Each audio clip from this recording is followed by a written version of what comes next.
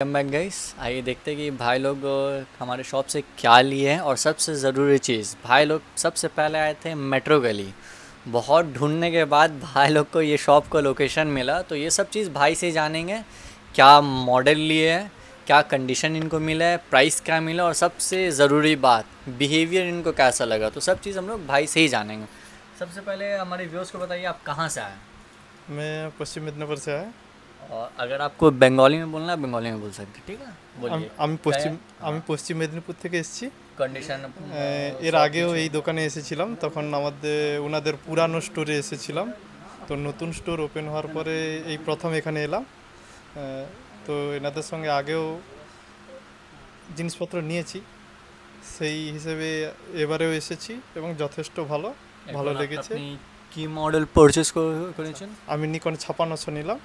Price condition কি price ভালো? Condition একদম সাধ্যের মধ্যেই আছে। ঠিক আছে, ধন্যবাদ। Thank you.